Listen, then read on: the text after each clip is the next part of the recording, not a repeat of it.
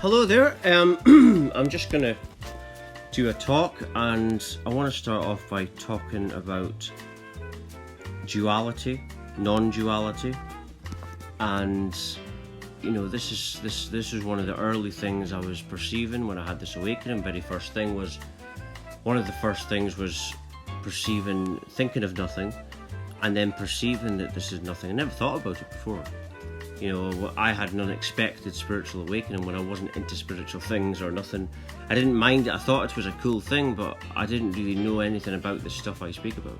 I didn't know it was in Buddhism when I had this awakening, or that science speaks about similar things, or doctors even. But I knew it was a spiritual experience.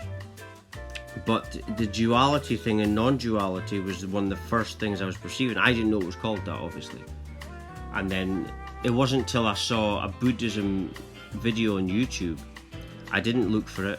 I get this kind of thing all the time. I don't look for things. It's like they're looking for me. And then I realised that what I'm perceiving is in Buddhism. And I was speaking about it before that on the internet, but not much. It was only a few times I was speaking about it because I thought it was because it's such a rare experience. Spiritual awakening is still very rare.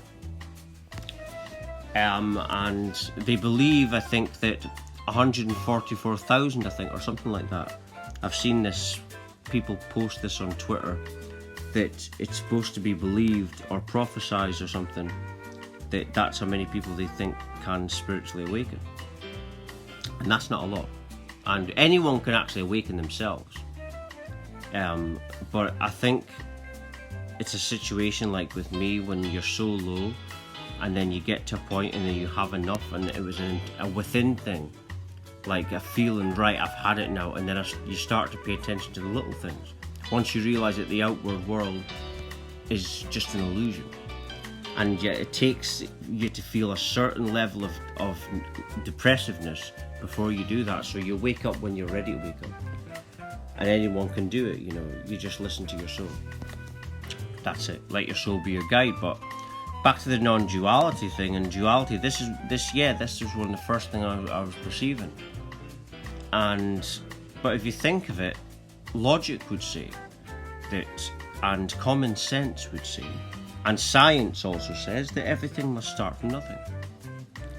Stephen Hawking, I believe, said that before the universe there was nothing, but that's not because he's a great scientist, that's because it's common sense to see that. Before you go somewhere, before you go for a night out, for example, you didn't even think of it. And then the thought just comes from nowhere, doesn't it? It just comes for no reason. Because what must be within the nothing is awareness. To produce an experience of awareness. So that means that the nothing is infinity, but that means within that is infinite awareness. But the dual, or people talk of duality, and they think that duality is the nature of reality. That is true to a degree, but it's not true really when you realise that the dual doesn't actually exist. What people are experiencing in the illusion of separation, the illusion of two, the illusion of duality, is it's the illusion that awareness presents. You're the observer, but you're observing something. You're here seeing that. You're aware, but you're aware of something else. And that's just the illusion that awareness presents. Like I say, you've got the awareness and what you're aware of. That presents the illusion of two, when it's actually just one awareness. And everything must have a start point from nothing. So that means that you can only ever have one infinite nothingness. Right? Nothingness is the one infinity. You can't have two with two infinities. You can only have one. And that's what the self is. The self, as we think of it, isn't actually real. But the real self is this infinite nothing. So the self, as we think of it, doesn't actually exist. But you're this one infinity. And everything that you're seeing can only ever be a dream. And all of this that you see must be you. Must be the infinity of you, and it's your infinity that has manifested this. If you're the one infinite nothing, then there is no other. It means that all, like in this picture, all the different things in the picture, they have manifested from this infinity because it chose to do so. And the God that people talk about is not a separate power. It's like an awakening. It's a within power. It's the infinity of all existence, and that's who the real self is.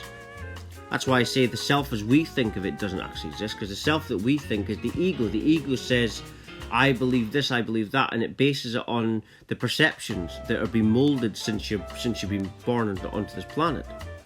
And that self is the one that dies when you spiritually awaken. That dies a death because you realize that it's an illusion. You realize that it's completely false, and you realize you've been living in a dream. And then once that ego starts dying, you start to open up to the love that's within you, that is blocked off because we're too busy chasing things, and chasing hurts us, wanting hurts us, desiring hurts us. And people do this their entire lives and never wake up sometimes. But that's the ego. As the self that we experience is an ego attachment, and this ego attachment is the cause of all your problems.